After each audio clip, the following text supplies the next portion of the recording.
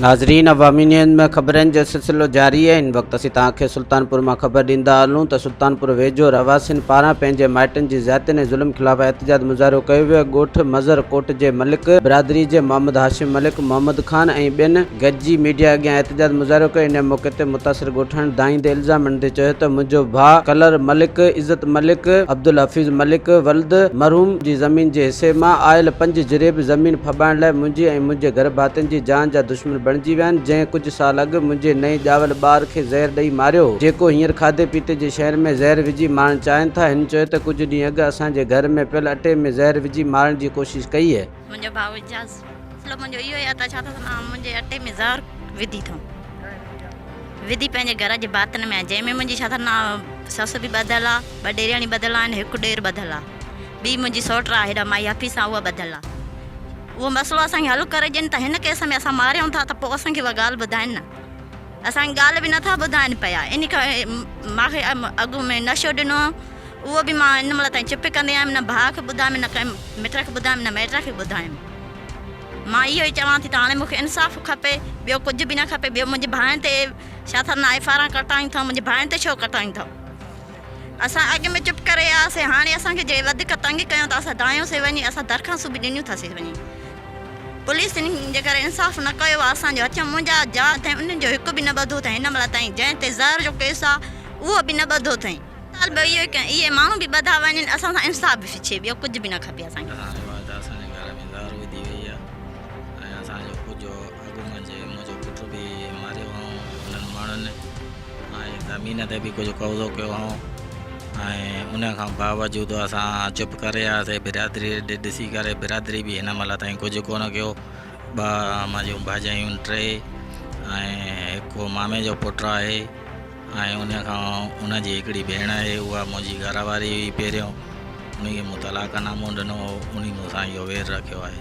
ॾिनी अथऊं पहिरियों मूंखे बि चांहि में ज़हर ॾिनी ऐं मां बाईपास करायां लाहौर मञा, सम्झी। ऐं उन खां पोइ जेको आहे त हाणे हुननि ज़हर अटे सां मिलाए ॿिए माण्हू अचे वजह सां त मां इन सां शादी करणु चाहियां थी त इहो मरे त मां त उन जे माना ख़िलाफ़ु आहियां। मां त उनखे रखणु नथो चाहियां घर मंझि। हा, भाॼाई आहे, मुंहिंजा भाइर आहिनि, भाउ आहे, भाटिया आहिनि, मुंहिंजो पंहिंजो सिर आहे, मुंहिंजा माना 2 पुट आहिनि, 2 धीअ आहिनि, 1 घरवारी आहे ॿी जेका मारणु चाहे थी त मां आज़ादु थी करे कंहिंसां शादी कयां वञी।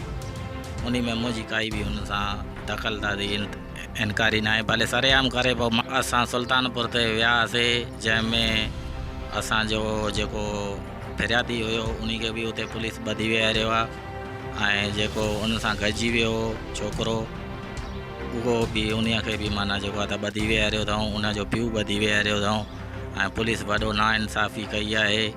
ऐं उन्हनि जो जेको इनायत मलिक आहे नंढो मुंशी NC कटण वारो, उनखे जले विहारियो आहे ऐं उन वॾी नालाइकी कई आहे। DIG खे SP खे अर्ज़ु कयूं था त असां हक़ थियो वञे। ॾाढा कई भेण जे मथां किरड़ो आयो, किरड़ वञे फिराद कई मुंहिंजे छोकिरे खे ॿधण ऐं वरी उते माना फिरादी जेको मुंहिंजी काकी जो मुड़ुसु आहे उहो विहारे मुंहिंजो काको पाण छॾाए भेण खे रोज़े सां खणी आयो, रोज़े सां घर खणी आयो आहे। वरी कढ पुलिस मोकिली आहिनि इनायत त वञो इहो ॿधिजो। उन्हनि चयो त तूं हुनजी बाज़ू वटां या न वटां, सूबेदार बि ॻाल्हायो त तूं हुनजी फिराद छो वठी, इहो बि इनकार हुन सूबेदार कयो अथसि।